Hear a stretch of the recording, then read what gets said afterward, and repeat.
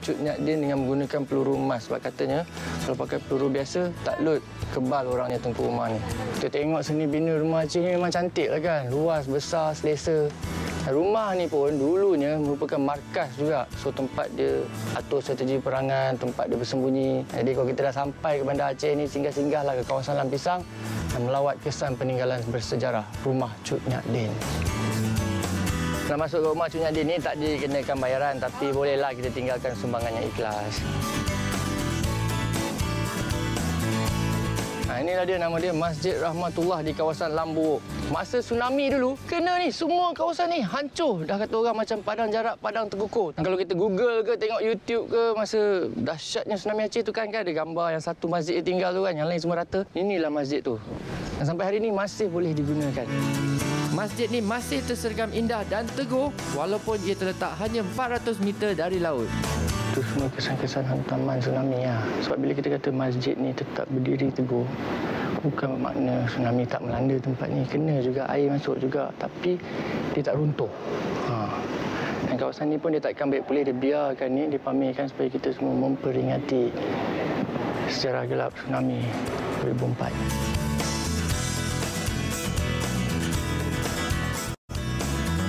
Seterusnya, kita ke pantai Lampuok. Pantai ini adalah salah satu pantai yang harus dilawati di Bandar Aceh. Memang cantik lah kan pantai Lampuok ni. Itu sekarang. Masa zaman tsunami dulu, pantai ni antara pantai pertama yang dilanda ombak tsunami. Tengok tu, air dia cantik, ombak dia pun boleh katakan besar juga. Pemandangan kat sini, tengoklah sendiri. Memang menakjubkan.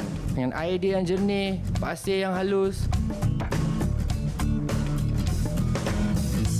Makan tengah hari saya hari ini di pinggir Sungai Krong Raba. Masakan istimewa dia ialah gulai kambing. Makan tengah hari memang special lah kan. Guide tu bawa kita makan kat sini, dia suruh try ni gulai kambing. Tempat dia pun cantik, sempoi. Betul-betul kat sebelah Sungai Krong Raba. Rasa dia sedap, macam gulai belah-belah utara sikit. Dan ada semua bahagian kambing dalam gulai ni. Jadi inilah dia kelebihan kalau kita ambil one day tour tu, ada guide yang bawa kita. So dia akan sampai ke tempat-tempat yang tersembunyi, tempat yang jarang turis semua sampaikan. Macam ni. Ni katanya permulaan Sungai Krong Raba tu, ataupun dia panggil Pucuk Krong. Waduh, airnya nyaman pak. Dingin. Tempat ni jarang didatangi pengunjung. Oleh itu keindahannya masih terpelihara. Tengok, ular pun sekelepak sini. Bersebelahannya, terdapat seorang pakcik yang berminat mengumpul pelbagai binatang peliharaan yang eksotik. Ular sawa, landak, burung hantu, monyet pun ada. Kalau nak tengok, datang sendiri. 1 jam dari Bandar Aceh, kita tiba di Brian. Inilah nama tempatnya, Brian, tempat rekreasi orang Aceh. Kalau hujung minggu kan, memang ramai orang kat sini. Ada yang berkelab, berenang. Air dia tak payah cakap lah, tengok ni, memang jernih. Berlatar belakang kan Gunung Ganang ni semua. Air dia memang sejuk. Jadi kalau sampai sini, memang rugilah kalau kita tak mandi.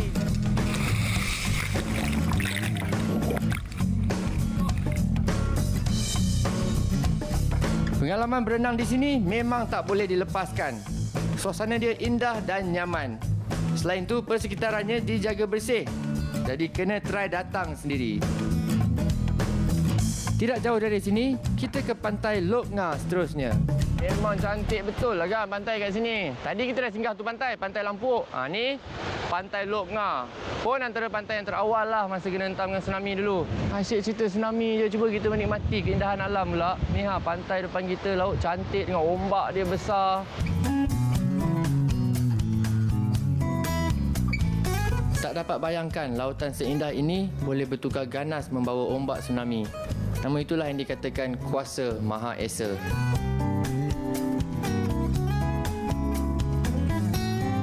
Untuk makan malam, saya kembali ke pusat bandar. Puas satu hari punya pusing, berenang segala macam. Untuk makan malam, ni Brother Iqbal bawa kita balik ke kawasan town dia. Kat Lam Dingin, dia suruh kita try makan mi Aceh. Mi Aceh ataupun mi kepiting adalah masakan istimewa Aceh.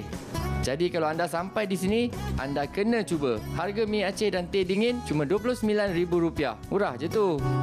Makan malam kita ni lain macam sikit lah. Kita ada mi kepiting. Ataupun ni mi ketam. Biasa kat Malaysia kita makan mi udang je kan. Sampai Aceh kita try mi ketam.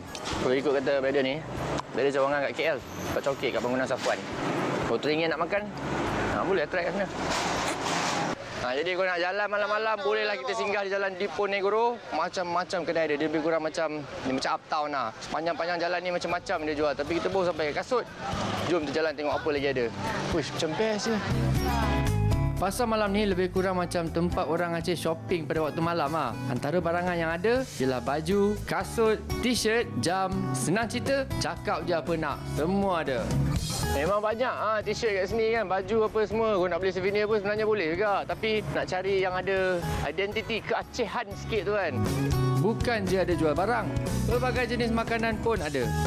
Okeylah, nampaknya kita pun dah sampai ke penghujung dan tak ada benda yang menarik perhatian sangat. Anda-anda kat rumah kalau nak datang shopping sebenarnya ada benda nak beli. Baju, t-shirt, kasut apa semua. Macam saya ni, duit tu bajet. Jadi saya kena pilih yang betul-betul bermakna. Yang ada identiti Aceh tu kan. Tak apa, kita shopping souvenir besok. Sekarang ni, ada baiknya kita balik rehat tidur. Pada hari terakhir, saya cuba sarapan pagi di warung tepi jalan. Dekat je dengan hotel. Walaupun hotel ada bagi sarapan, tapi last day ni kita nak try bersarapan seperti orang Aceh.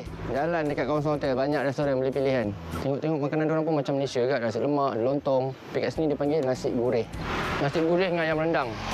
Air dia pun special kan, kopi Aceh. Katanya famous lah kat sini. Wow, kepala pedas sikit.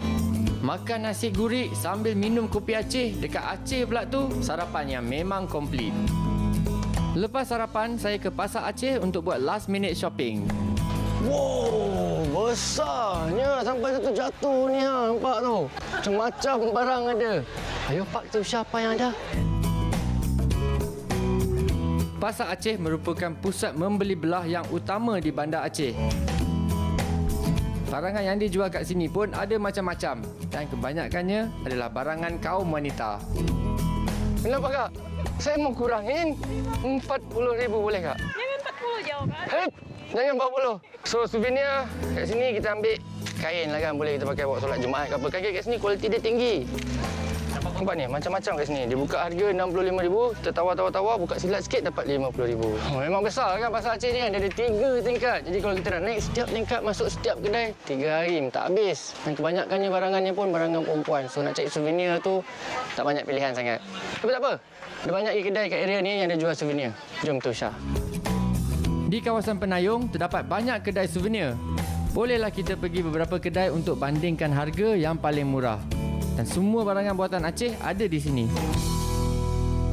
Sebab ni pun kita datang jauh-jauh, kita mana nak cek benda ni kat Malaysia. So kita beli sesuatu yang hanya boleh dapati di Aceh. Macam ni. Satu untuk diri sendiri, satu bolehlah bagi kakak ke mak ke kawan ke. Ni pakai. Bolehlah. Alright. Kita ambil last souvenir kita, t-shirt. Barulah komplit. Wow. Shopping sakan ni. Dengan hanya berbekalkan RM190,000, sama dengan RM57, saya dapat membeli songkok Aceh, t-shirt, dompet dan kopiah. Senang cerita, memang berbaloi dan puas hati. Siapa cakap dengan bajet yang minimum kita tak boleh keluar melancong? Boleh je. Ni siap shopping lagi. Jadi kesimpulan dia, memang satu percutian yang menarik di Bandar Aceh. Macam-macam pengalaman yang saya dapat. Dan yang penting sekali, semuanya dengan bajet yang minimum. Sampai di sini saja episod kali ini. Kita berjumpa lagi dalam destinasi bajet seterusnya. Saya Ci. Adios.